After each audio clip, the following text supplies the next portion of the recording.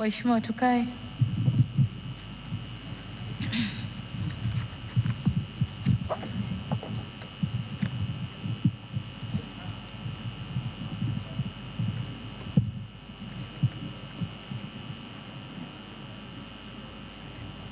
Mheshimiwa Evariste Ndayishimiye, Rais wa Jamhuri ya Burundi, Mheshimiwa Hakainde Hichilema, Rais wa Jamhuri ya Zambia, Mheshimiwa Hassan Sheikh Mahmud, Rais wa Jamhuri ya Shirikisho la Somalia, Mheshimiwa Daniel Chapo, Rais wa Jamhuri ya Msumbiji, Mheshimiwa Jenerali mstaafu Dr. CGDN Chiwenga, Makamu wa Rais wa Jamhuri ya Zimbabwe, Mheshimiwa Jessica Rose Epel, Makamu wa Rais wa Jamhuri ya Uganda, Mheshimiwa Mostradin Abdu, Rais wa Bunge la Muungano wa Visiwa vya Komoro na kiongozi mwandamizi wa pili wa dola, Mheshimiwa Profesa Kithure Kindiki, Makamu wa Rais wa Jamhuri ya Kenya, Mheshimiwa Anzuluni Isitoleketi, Waziri wa Ushirikiano wa Kikanda na mjumbe maalum wa Rais wa Jamhuri ya Muungano,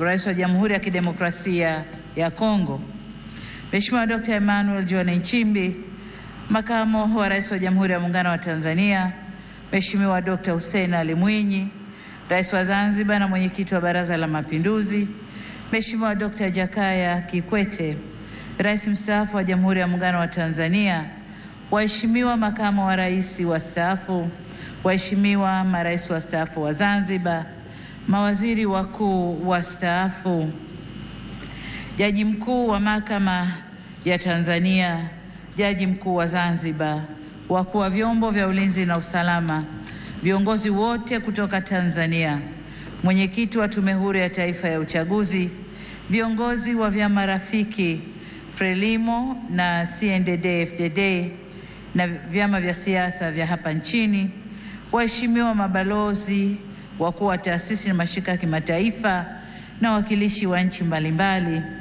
waheshimiwa wabunge wateule, wawakilishi wateule na madiwani wateule, waheshimiwa viongozi wetu wa dini, ndugu waandishi wa habari na wananchi kwa ujumla, mabibi na mabwana, Tanzania oye!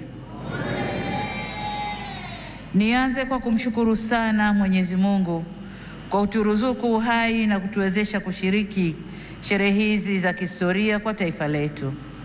Pili, ni washukuru Watanzania wote kwa imani yao kwa Chama cha Mapinduzi na kwa mapenzi makubwa na kutupa mimi na makamu wa rais fursa hii adhimu ya kuwatumikia.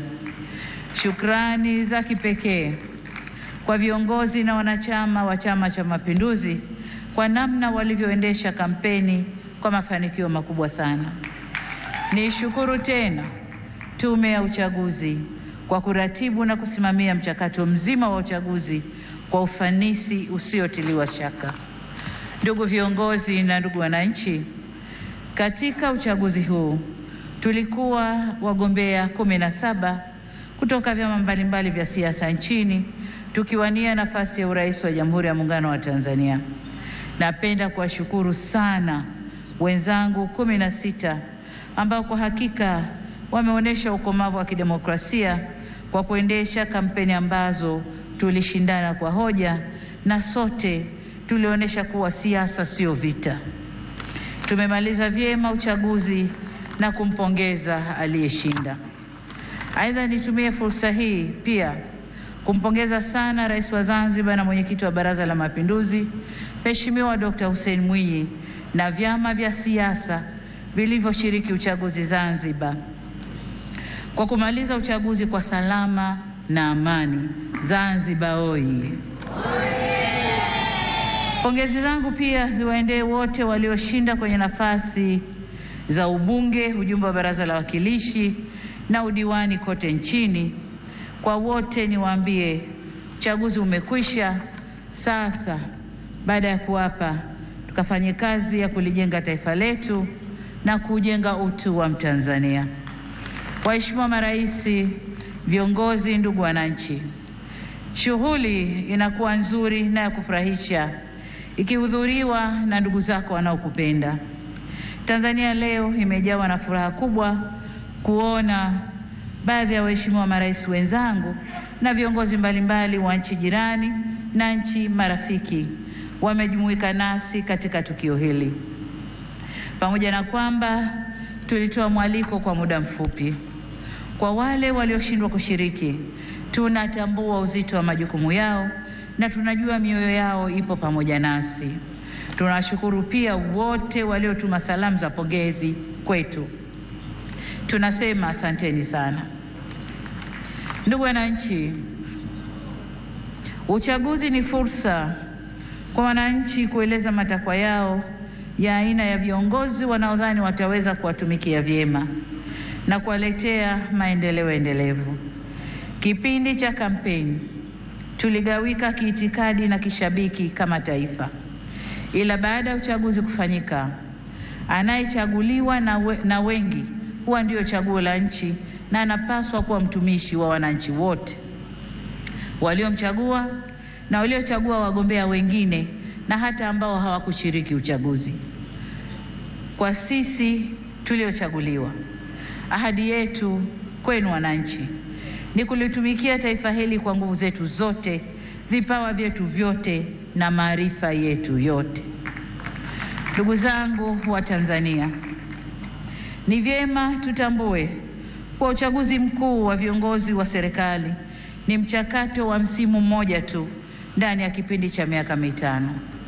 Muda mwingine wote maisha lazima yaendelee.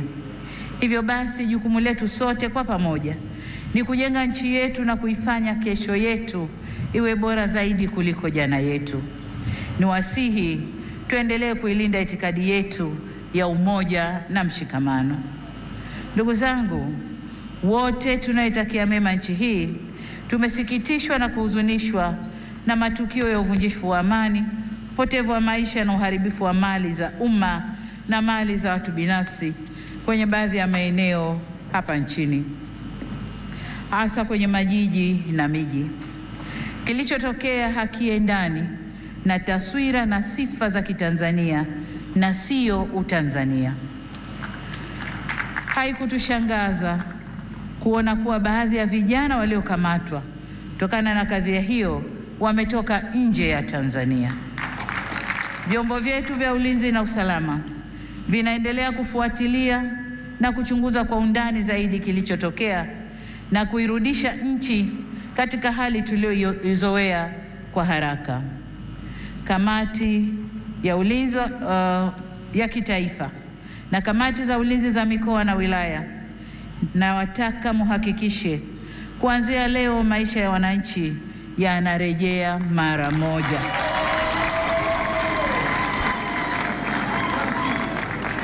Amesema hapa Rais wa Zambia na Rais wa Burundi. Machafuko ndani ya nchi si mema, hayana bei, hayana thamani na si faida kwa yoyote yule. Kwa hiyo ndugu zangu, niwaombe sana tuzingatie umoja, amani na utulivu wa nchi yetu. Ndugu zangu, nitumie fursa hii kutoa onyo kama mama, kutoa onyo kwa wale wote waliochochea uvunjifu wa amani. Na nawataka watambue kuwa vurugu na uvunjifu wa amani huishia kupimana nguvu na uwezo wa kujihami, ila mazungumzo huzaa mshikamano. Sasa tuchague lenye manufaa kwetu, kwani usalama wa taifa lolote hulindwa na wote kwa nguvu zote na gharama zozote. Ndugu viongozi na ndugu wananchi, kama kawaida kwa nchi zenye mfumo wa kidemokrasia hualika waangalizi wa uchaguzi kutoka jumuiya za kimataifa na kikanda kuja kushuhudia mchakato wa uchaguzi. Uwepo wao huongeza uhalali wa juhudi zetu za kuhakikisha uchaguzi unafanyika kwenye mazingira ya uwazi, haki, heshima na utawala wa sheria. Kwa muktadha huu, tunazishukuru jumuiya zote zilizoleta waangalizi wa uchaguzi. Kutoka Afrika tulikuwa na waangalizi kutoka Umoja wa Afrika AU, Jumuiya ya Nchi za Maziwa Makuu ICGLR, Jumuiya ya Maendeleo ya Kusini mwa Afrika SADC na Jumuiya ya Afrika Mashariki EAC. Pamoja na hao tulikuwa na wengine kutoka maeneo mbalimbali ulimwenguni. Makundi yote ya waangalizi yameshatoa taarifa za awali na tunawashukuru kwa kuwa nasi, na kwa heshima kubwa tumepokea maoni yao. Hata hivyo, kama alivyowahi kusema Rais wa awamu ya 3 ya Jamhuri ya Muungano wa Tanzania hayati Benjamin William Mkapa mwaka 2000 wakati akiapishwa kuwa rais, na hapa nanukuu kipande tu cha hotuba hiyo kinachosema: na washukuru watazamaji wa kimataifa kuja kushuhudia uchaguzi wetu ulivyofanyika. Walipotusifu tumepokea sifa hizo kwa unyenyekevu mkubwa. Tumesikia pia waliodhani hayakwenda sawa, na mengine hata sisi wenyewe tumeyaona. Maagizo ya kutuelekeza nini cha kufanya tumeyakataa. Ushauri wao tutauzingatia ili tufanye vizuri zaidi siku zijazo. Mwisho wa kunukuu. Ndugu wananchi, sifa moja ya mwanadamu ni kutokukamilika. Aliyekamilika kabisa kabisa bila kasoro yoyote ni Mwenyezi Mungu peke yake. Ndio maana katika shughuli au harakati za wanadamu tunaunganishwa na mawasiliano, mazungumzo na maelewano. Au kwa maneno mengine, tunaunganishwa na uwepo wa suluhu. Suluhu yenyewe sio suluhu mimi, lakini hata suluhu mimi nitafanya kazi yangu ya kuunganisha taifa. Kwa hiyo tunaunganishwa na uwepo wa suluhu ya mambo katika jamii zetu. Kama mnavyofahamu, katika kuliunganisha taifa, serikali ya awamu ya 6 tulianza na falsafa ya R4 inayosimamia misingi ya kuzungumza na kuelewana, kuvumiliana, kubadilishana au kubadilisha mwelekeo baada ya maelewano na kuendelea kujenga taifa letu.